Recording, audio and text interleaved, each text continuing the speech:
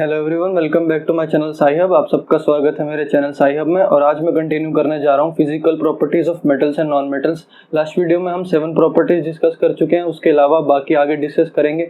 और इसके बाद हम स्टार्ट करेंगे मोस्ट इंपॉर्टेंट पार्ट इस चैप्टर का, जो कि है chemical properties of metals and non metals and उनका कंपेरिजन। तो चलिए स्टार्ट करते हैं हम physical properties of metals and non metals. तो चलिए हम अपनी 8th प्रॉपर्टी स्टार्ट करते हैं, जो कि है कंडक्शन ऑफ हीट या conduction of heat by metals और non metals. Conduction of heat का मतलब है कि कितनी जल्दी मेटल्स या नॉन मेटल्स हीट को ट्रांसफर करते हैं, मतलब एक जगह से दूसरी जगह पे वो हीट को ले जाते हैं, वो प्रॉपर्टी होती है कंडक्शन ऑफ हीट। अब मेटल्स होते हैं good conductors of heat and non metals होते हैं bad conductor of heat. Metals होते हैं गुड कंडक्टर्स और नॉन मेटल्स होते हैं बैड। इसका मतलब क्या है कि मेटल्स हीट को बहुत अच्छे से कंडक्ट करते हैं और नॉन मेटल्स बिल्कुल अच्छे से कंडक्ट नहीं करते। अब इसके डेली लाइफ एग्जांपल क्या हो सकते हैं? अगर आप किसी चम्मच को जिसका बेस प्लास्टिक से ना कवर्ड हो, उसको गैस पे रखोगे तो वो काफ़ी जल्दी आप तक हीट पहुंच जाएगी और आपके हीट हाथ को गर्मी लगने लग जाएगी।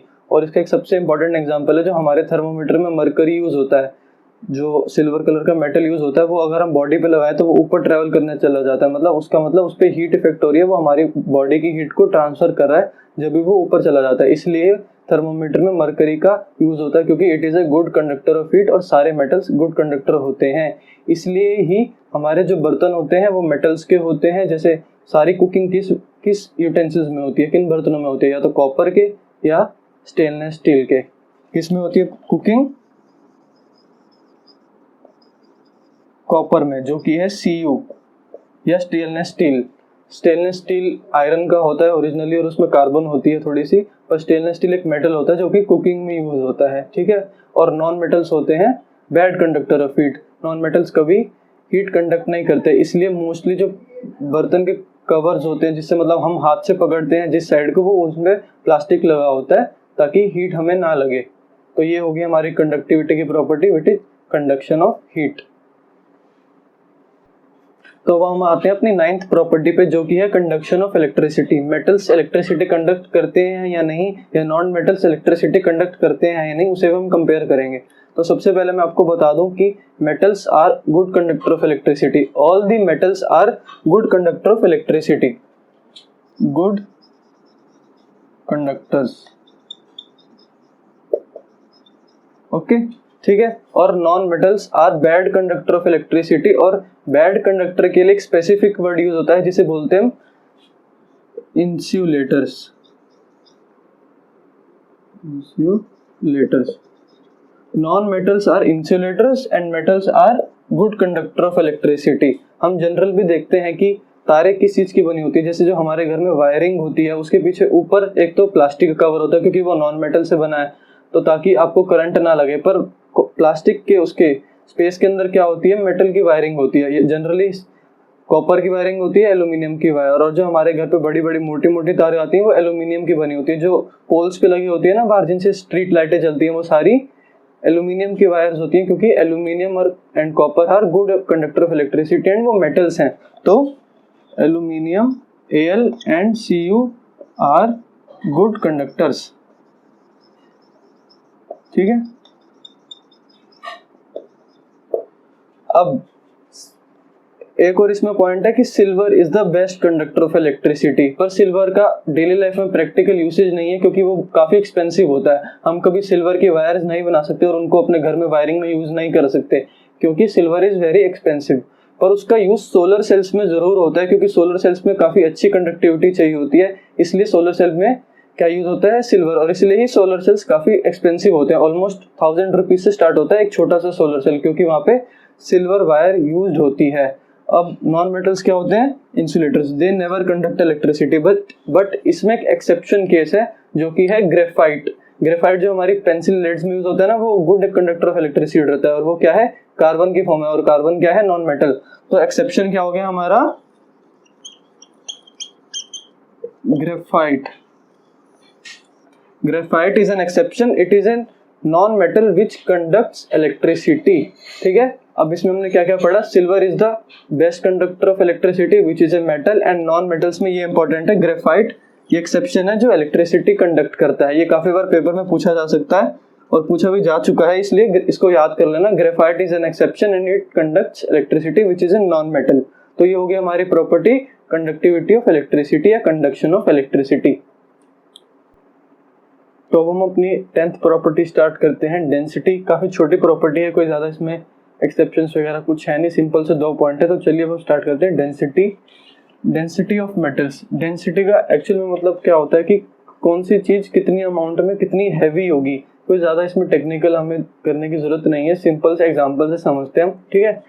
अगर आप एक बॉक्स लो, ठीक है, और उसमें आयरन डाल दो, आयरन जो कि एक एग्जांपल होता है मेटल का, Fe आयरन।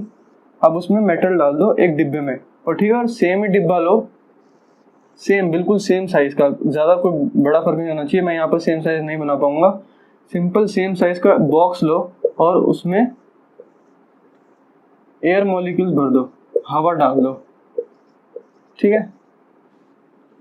तो अब हमारी जनरल ऑब्जर्वेशन क्या रहेगी कि किसका वेट ज्यादा होगा, हम किसको मुश्किल से उठा पाएंगे या किसको नहीं। अब अगर हम इसको वेइंग मशीन पर डालेंगे तो उसका वेट होगा लेस और ये होगी हैवी। आयरन ऑब्वियसली, लोहा भारी होगा। हमारी डेली लाइफ में ऑब्जर्वेशन क्या रहती है, बर्तन हैवी होते हैं और हवा क्या होती है, लाइट वेट होती है। तो इससे हम क्या समझे कि non metals have low density, non metals have low density, non metals have low density and metals have high density, metals have high density. Metals की डेंसिटी ज्यादा होती है और नॉन मेटल्स की कम होती है। इसमें कोई एक्सेप्शन केस नहीं है, बस इतनी ही है डेंसिटी की property. Now we have come to our last property, melting point. ही हमारी लास्ट प्रॉपर्टी है मेल्टिंग पॉइंट। मेल्टिंग पॉइंट से क्या मतलब है कि मेटल्स और नॉन मेटल्स किस पॉइंट में सॉलिड से लिक्विड में कन्वर्ट हो जाते हैं। उनको कितना गर्म करो या कितना हीट करो, कितना टेम्परेचर दो कि वो सॉलिड से लिक्विड हो जाए। क्या हो जाए, सॉलिड टू लिक्विड, ठीक है। तो जनरली इफेक्ट्स हैं कि metals are of high melting point, metals का मेल्टिंग पॉइंट बहुत ज्यादा होता है।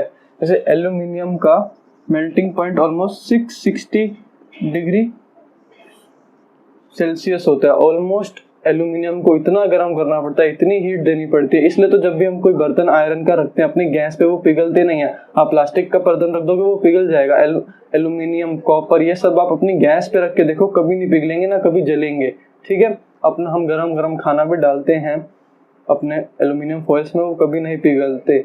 आयरन के बर्तन तो बल्कि भट्टी में यूज होते हैं, सीधा तंदूर वगैरह में बेस बना होता है आयरन का, वो कभी नहीं पिघलते। तो उससे हमें क्या पता चलता है, non metals have high empty melting point, non metals है हाई मेल्टिंग पॉइंट। और नॉन मेटल्स का जनरली क्या होता है, low melting point.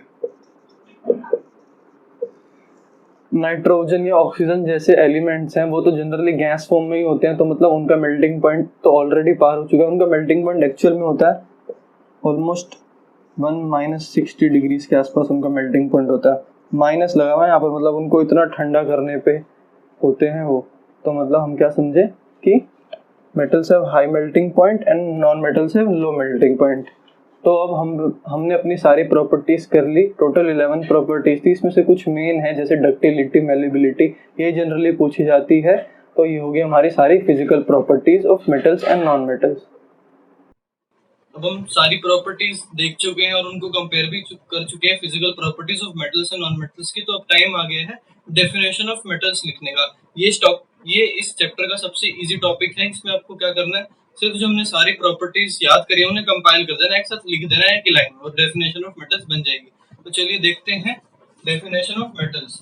Metals are the elements which are hard, shiny, ductile, malleable, sonorous and good conductors of heat and electricity। अब हमने ये सारी प्रॉपर्टीज मेटल्स की ऑलरेडी हम देख चुके हैं जब हमने कंपेयर किया था। मेटल्स क्या होते हैं, हार्ड होते हैं, मतलब कि स्ट्रेंथ होती है उनमें, काफी हार्ड होते हैं, उन पर स्क्रैच नहीं करा सकता। शाइनी होते हैं, चमकते हैं, लस्टरस होते हैं, ठीक है, और डक्टाइल होते हैं मेटल्स, उनको वायर्स में कन्वर्ट किया जा सकता है, ठीक है, और मेलेबल होते हैं, उनको शीट्स में हैमर किया जा सकता है मेटल्स को। क्या होते हैं मेटल्स? मेलेबल। ये सारी प्रॉपर्टीज हम ऑलरेडी देख चुके हैं। और हमने क्या प्रॉपर्टी पढ़ी थी? सोनोरस।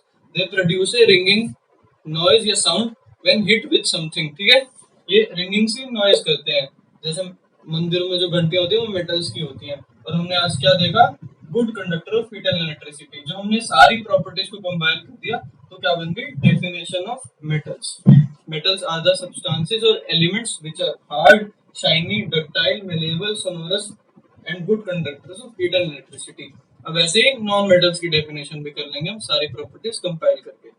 तो हम अपनी डेफिनेशन देखते हैं हम नॉन मेटल्स की। नॉन मेटल की डेफिनेशन में हमें क्या करना है? जो मेटल की प्रॉपर्टीज हैं उनका उल्टी प्रॉपर्टीज लिख के, जो उनकी अपोजिट प्रॉपर्टीज है उनको लिख के कंपाइल कर देना है। तो चलिए देखते हैं नॉन मेटल्स की डेफिनेशन।